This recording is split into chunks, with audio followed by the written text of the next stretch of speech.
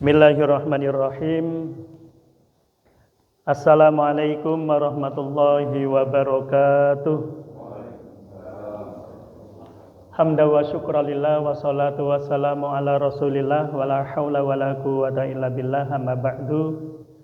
Yang saya hormati para alim, para ustadz, tokoh masyarakat, sesepuh lan bini sepuh, segenap pengurus dan jamaah Masjid Al-Hafidh, segenap jamaah sholat subuh yang semoga senantiasa dimuliakan Allah Subhanahu wa ta'ala. Pada hari ini kita bersama ada di posisi 20 Rabiul Tsani 1447 Hijriah yang bertepatan dengan tanggal 12 Oktober 2025 Masehi. Tiada ungkapan yang lebih patut kita haturkan pada saat ini melainkan kalimat puji syukur hamdalah. Mari kita ucapkan bersama-sama Alhamdulillahirabbil alamin. Puji syukur kita haturkan pada Allah Subhanahu wa taala yang pada pagi ini telah memberikan izin kepada kita semua sehingga pada saat ini kita bersama dapat melaksanakan sholat subuh berjamaah sekaligus kajian keagamaan. Semoga masjid ini, kegiatan ini senantiasa diberkahi Allah Subhanahu wa ta'ala. Sholawat serta salam semoga tetap tercurahkan pada baginda Rasul Muhammad sallallahu alaihi wasallam. Bapak Ibu yang saya hormati, mari kita awali kajian singkat kita di subuh ini dengan pembacaan Alam Nashrah. Semoga kita senantiasa dalam bimbingan Allah dan mendapat tambahan ilmu yang berkah dan manfaat fid dini wad dunya wal akhirah.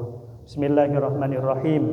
Alam nashrah laka sadrak wa wada'na anka wizraka alladzi anqadha dhahrak wa rafa'na laka dzikrak fa inna ma'al usri yusra inna ma'al usri yusra fa idza faraghta fansab wa ila rabbika farghab. Bapak Ibu yang saya hormati, kali ini saya mencoba ngetes memakai makalah. Kalau pamannya panjenengan berkenan untuk jadwal kula niki membahas tafsir maudhu'i, tafsir tematik. Jadi kita bahas, tentu kita merujuk pada tafsir yang masyhur di Indonesia ini, salah satunya Profesor Dr. Quraisy Shihab atau tafsir yang lainnya. Satu lembar nanti kita kaji bersama selama 30 menit. Atau nanti ada masukan enak santai saja umpamanya, sersan, serius tapi santai, kayak seperti biasanya. Ini makanya kalau cobi. Bapak Ibu yang saya hormati, sekarang ini saya buat makalah singkat tentang zakat infak sedekah untuk non-muslim. Tentu pertanyaan yang mendasar, apa boleh? Kan begitu ya. Selama ini enggak umum. Makanya kita coba untuk mengkaji. Bapak Ibu yang saya hormati, kemarin saya kajian sama Pak Wid di kalangan di Majelis Khatmil Quran Nurul Qomar. Kula sampaikan bahwasanya salah satu anugerah yang diberikan Allah kepada Indonesia termasuk Banyuwangi ini adalah keragaman. Ragam. Dalam data yang saya peroleh dari Badan Pusat Statistik disampaikan bahwasanya Indonesia ini memiliki 17.000 pulau. Salah satunya kita tempati berpuluh tahun Pulau Jawa. Ternyata dari Sabang sampai Merauke, dari Pulau Nias sampai Pulau Rote itu ada 17.000 pulau. Kira-kira jenengan sudah menginjak pulau mana saja, Pak? Insya Allah Pulau Jawa, Pulau Bali, Pulau Madura. Padahal Madura itu Jawa, tapi nggak mau disebut Jawa. Atau Sulawesi, Kalimantan, Sumatera lah. 17.000. Masa iya ya? Ya kan datanya begitu katanya. Kemudian ada 142 suku besar. Di antara panjenengan ini insya Allah Jawa, Madura, Sunda. Mungkin apa? Mandar itu mungkin suku ya. Suku Mandar. Ada 142 suku besar. Suku besar. Artinya ada suku-suku yang kecil. Ada 583 bahasa daerah. Yang panjenengan ngertosi kali kula panjenengan insya Allah bisa bahasa Jawa, Madura, Sunda. Pak Selamat mungkin punya 10 bahasa daerah mungkin. Ya, 583 bahasa daerah. Ada ribuan agama leluhur dan aliran kepercayaan, ribuan. 260 juta jiwa Indonesia, ya, kita memiliki ribuan aliran kepercayaan dan 6 agama resmi. Ini ragam Indonesia yang nggak dimiliki oleh negara yang lain. Tentu dengan ragam yang seperti ini, ragam pula cara pandang, wawasan, keyakinan, termasuk dalam hal beragama. Kita bukan Timur Tengah, Pak. Yang mungkin satu negara itu Muslim semua. Bahkan satu organisasi, contoh umpamanya NU kebih, Muhammadiyah kebih, Timur Tengah ini. Ini Indonesia. Ini realita. Ini fakta. Ini takdir. Ini kehendak Allah. Ya enggak? Terkait dengan ini kita renungkan firman Allah dalam surat Yunus. Ayat 99 Allah berfirman, A'udzubillahi minasyaitonir rajim, walau syaa rabbuka la amana man fil ardi kulluhum jami'a afa anta tukrihun nasa hatta yakunu mu'minin. Walau syaa rabbuka, seandainya Allah Tuhanmu Muhammad menghendaki semuanya seluruh dunia ini muslim, bisa enggak? Bisa. Allah Maha Besar. Bisa enggak menjadikan seluruh perumahan sekitar Al-Hafid ini muslim? Bisa. Oh, cuma perumahan ini seluruh dunia. Bisa. Cuma Allah ternyata enggak menghendaki itu. 6 agama resmi, ribuan agama leluhur dan penganut aliran kepercayaan. Bisa. Surat Yunus ayat 99. Afa anta tukrihun nasa hatta yakunu mu'minin. Apakah kamu Muhammad memaksa agar semuanya beriman? Profesor Quraisy Shihab dalam tafsirnya Al-Misbah ini menjelaskan, Yunus 99 ini satu sisi Allah memberi apresiasi kepada Nabi Muhammad, satu sisi memberi teguran. Apresiasinya apa? Kita tahu bersama melalui para alim ulama, kiai, di musim Maulid kemarin, betapa Rasulullah itu junjungan kita luar biasa semangat dalam dakwah Islamiyah. Berawal dari Ka'bah, kemudian menembus Jazirah Arabia, memasuki Bizantium dan Persia, untuk selanjutnya mampu menguasai di belahan bumi ini, bergerak di mercusuar ilmu dan peradaban. Sampai detik ini, sampai di Masjid Al-Hafidh tukang kayu ini. Sobo. Coba. Satu sisi memberi apresiasi. Hebatnya baginda Rasul. Padahal dakwah beliau ya diawali umur 40 tahun, berakhir di 63 tahun. Hanya 23 tahun, tidak lebih dari 1/4 abad masa perkembangannya, Islam sudah menembus, menguasai di belahan dunia ini. Tapi di satu sisi Allah memberi teguran bahwasanya urusan hidayah ya itu urusan Allah, hak prokurasi Allah, hak prerogatif Allah. Sehingga Allah menyatakan afa anta tukrihun nasa hatta yakunu mu'minin. Apa kamu mau memaksa semuanya beriman? Sementara Allah menghendaki enggak seperti itu. Ya. Bapak Ibu yang saya hormati, terkait dengan Indonesia, terkait dengan Banyuwangi ini, ya, mulai dulu itu dibahas. Negara Indonesia ini negara Islam enggak?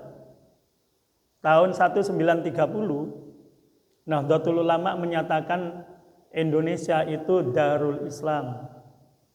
Karena waktu itu penduduk sebagian besar Muslim dijajah oleh Belanda dan Jepang yang notabene agamanya lain. Sehingga salah satu bentuk perlawanan menyatakan bahwasanya Indonesia adalah Darul Islam.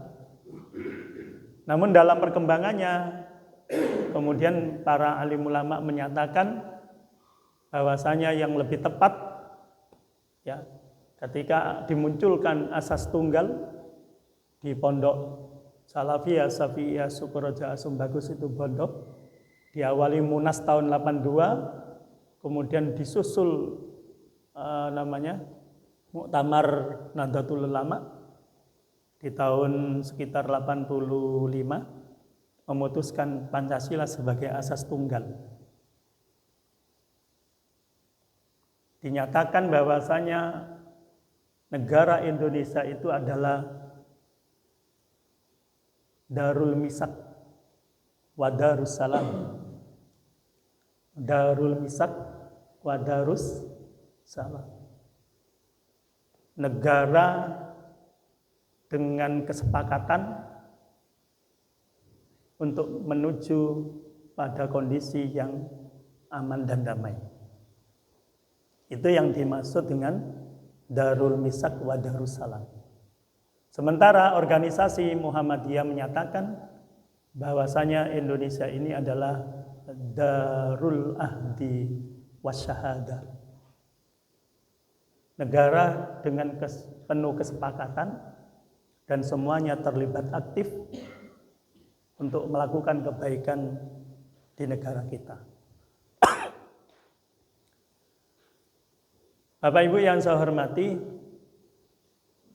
salah satu yang menjadi motivasi para alim ulama baik dari Nahdlatul Ulama Muhammadiyah menyatakan Indonesia sebagai Darul Misak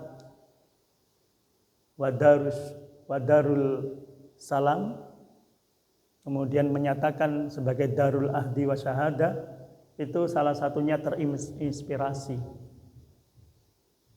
dalam Al-Quran surat Al-Mumtahanah ayat 8. Di makalah itu saya sebutkan. Allah berfirman, la yanhakumullahu 'anil ladzina lam yuqatilukum wa lam yukhrijukum min diyarikum an tabarruhum wa tuqsitu ilaihim innallaha yuhibbul muqsitin. Allah tidak melarang kamu untuk berbuat baik dan berlaku adil kepada mereka non-muslim yang tidak memusuhi agama dan tidak mengusir kamu dari negerimu. Sesungguhnya Allah Maha menyukai orang-orang yang berbuat adil. Surat Al-Mumtahanah ayat 8 ini menjadi inspirasi para alim ulama termasuk kula panjenengan di pagi ini, bahwasanya Allah secara jelas menyatakan Allah tidak melarang kita semua melakukan kebaikan dan berlaku adil kepada non-muslim.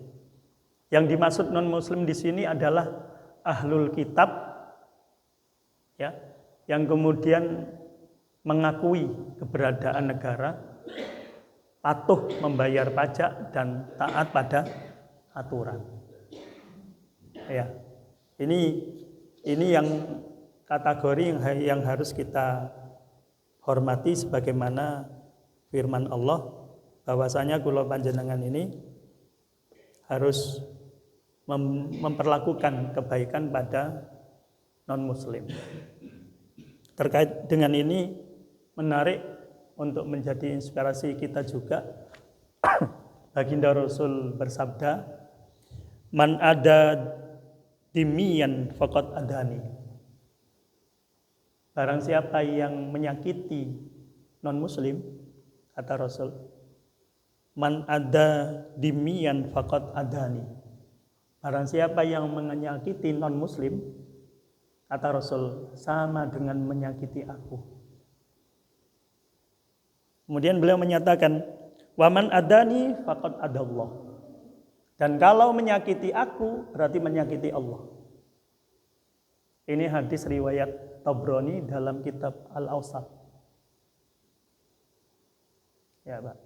Ini dengan sanad yang baik. Ini rambu-rambu di mana kula panjenengan mengetahui relasi hubungan kita dengan non-muslim.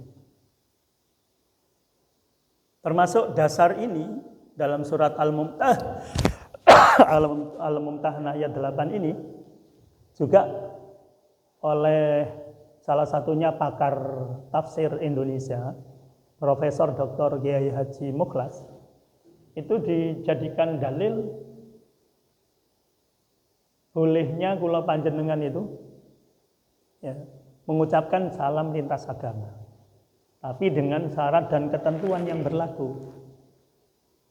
Ya, mungkin panjenengan walaupun tidak mencetuskan, ketika mendengar presiden kita, gubernur kita, bupati kita, itu kok mengucapkan salam lintas agama, mungkin ada sempat terbesit. Hukumnya kepiye ya? Assalamualaikum warahmatullahi wabarakatuh. Nah, ini termasuk Pak Camat ini. Dulunya kalau salam mesti banyak. Assalamualaikum warahmatullahi wabarakatuh. Selamat pagi, salam sejahtera. Iya. Om Swastiastu. Namo Buddhaya. Salam kebajikan. Rahayu. Abdi dalu istilahnya, yang lainnya lah, termasuk Konghucu apa itu saya nggak ngerti. Itu hukumnya bagaimana? Bahkan MUI Provinsi Jawa Timur menyatakan hukumnya haram, tidak boleh. Tapi ulama yang lainnya menyatakan tidak serta-merta berhukum seperti itu. Ya. Untuk presiden, untuk gubernur, untuk bupati, camat, dan pimpinan, termasuk ketua forum komunikasi antar umat beragama, itu hukumnya boleh, karena memang menyampaikan audiennya adalah lintas agama, sekedar untuk menghormati, tidak ada yang lainnya, maka boleh. Tapi beda kalau kula panjenengan RT ke bawah ini, hukumnya bagaimana? Lebih baik ditinggalkan. Karena ada beberapa salam itu yang menyebut Tuhannya mereka,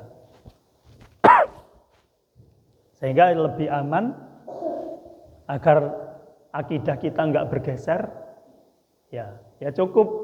Assalamualaikum warahmatullahi wabarakatuh. Selamat pagi, salam sejahtera untuk kita semua. Aman itu, nggak usah terperinci. Ya. Jadi kenapa kita kok membahas ini? Karena ini Indonesia. Ada sebagian yang bukan dari kita. Istilahnya ada muslim, ada non-muslim. Kajian ini lebih menarik memang tepatnya di Indonesia. Beda kalau di Timur Tengah yang saya sampaikan tadi. Hubungan relasi muslim dan non-muslim. Apalagi kalau kula panjenengan mengkaji aturan. Bahwasanya namanya agama itu, keyakinan itu adalah hak, ya, hak setiap warga negara. Kalau umpamanya kita sampai istilahnya itu membuat sesuatu yang menjadi masalah, itu sampai viral ke tingkat dunia internasional terkait dengan hak asasi. Allahumma sholli ala Muhammad.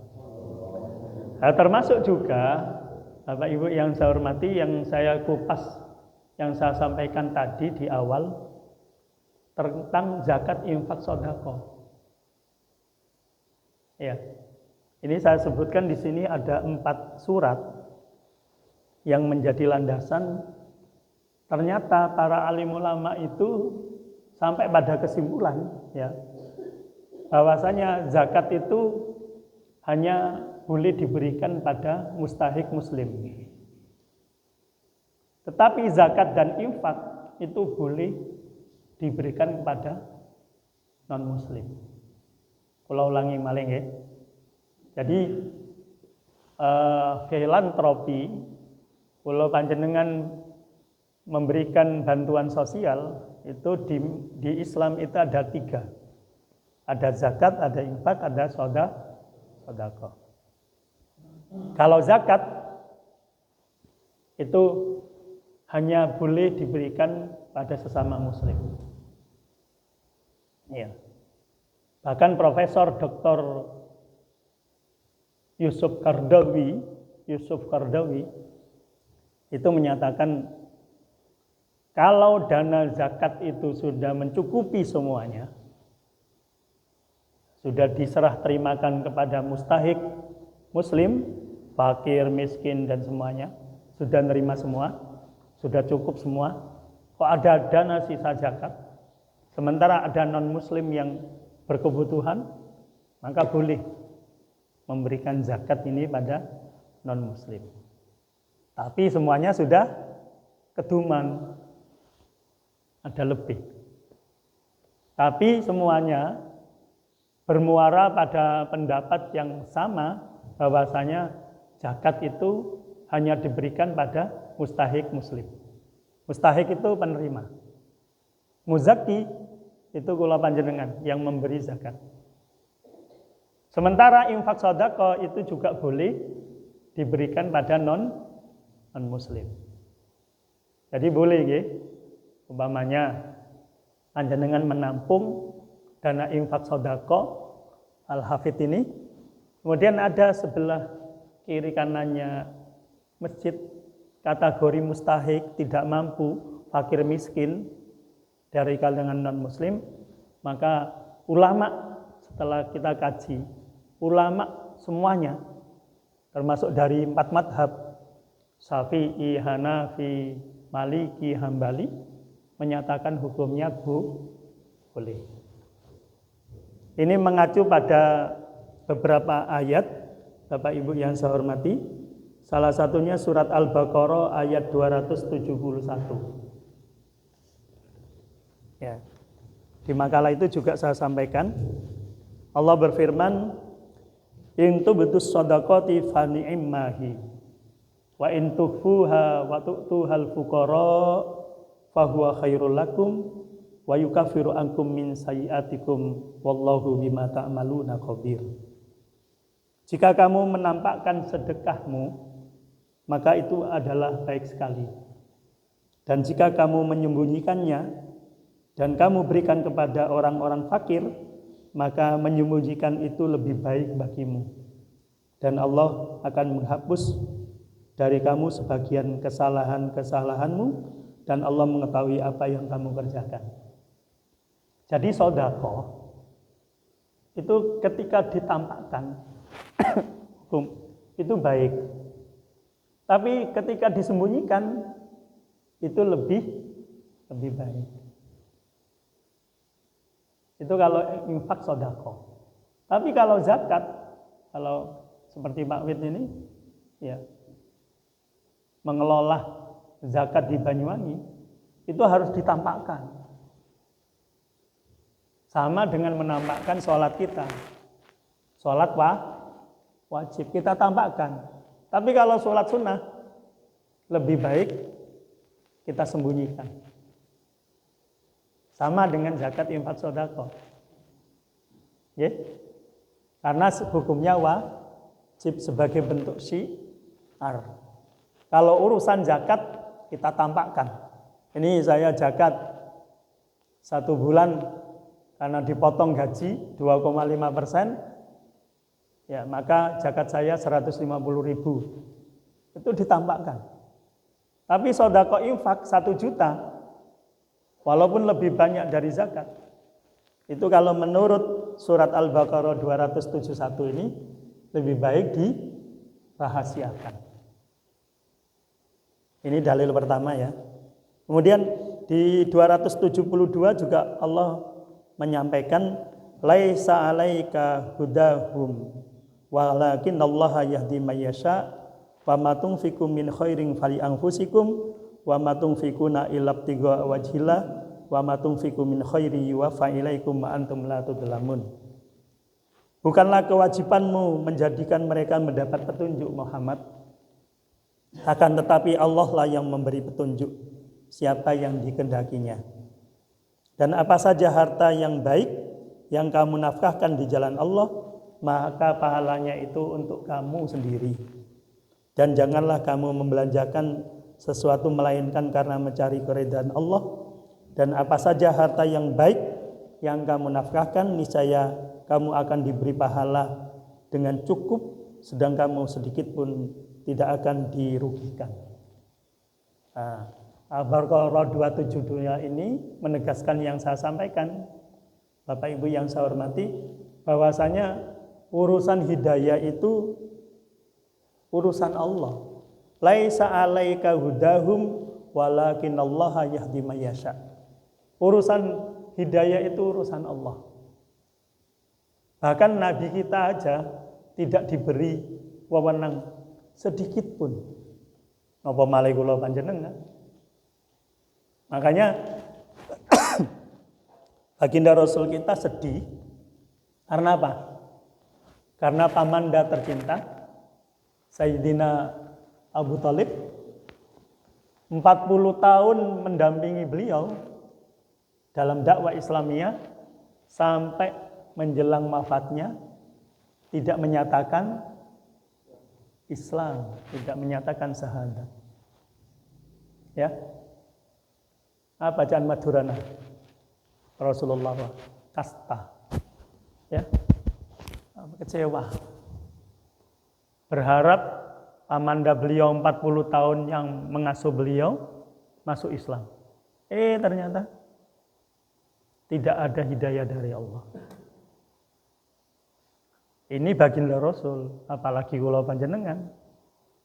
Maka kalau jenengan ceramah, dakwah, tidak usah ngurusi banyak sedikitnya yang mendengarkan.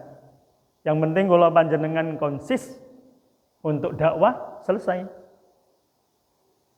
Cara upamane yang dikit banyak, termasuk ini corong didengar banyak orang, tidak usah bahas itu.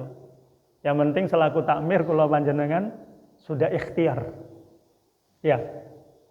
Untuk upgrade, untuk meningkatkan kualitas kita sebagai muslim. Urusan hidayah itu wilayah Allah. Jenengan ceramah, yang datang sedikit. Terus pensiun dadi mubalek. Ceramah nang dindi enggak pati payu pamane.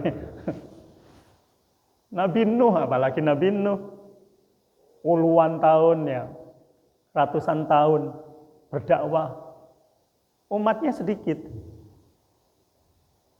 Ya, ini.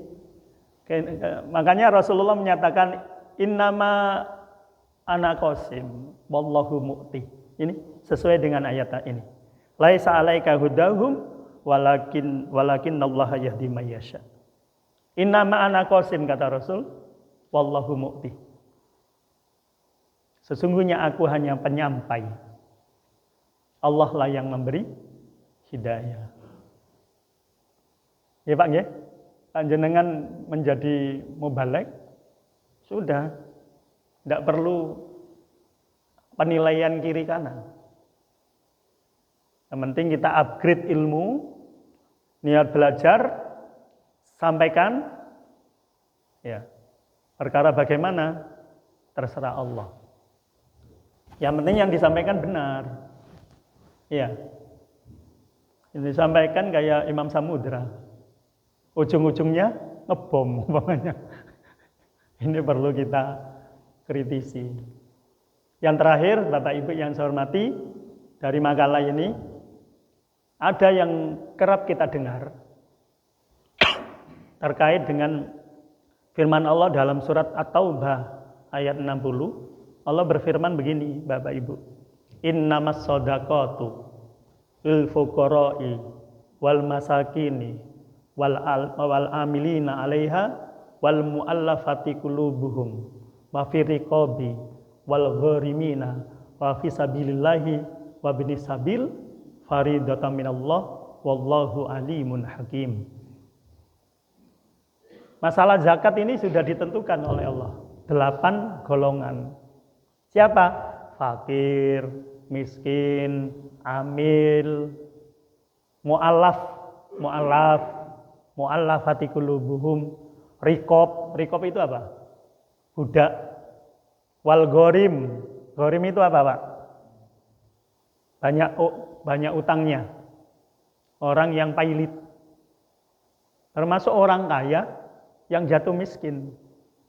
Tapi kadung duwe gedung gede ya, Pak. Siapa yang disantuni? Itu. Gedungnya gede. Bangunannya mentereng. Iya, tapi pailit. Mene 1 triliun. Itu gorim itu.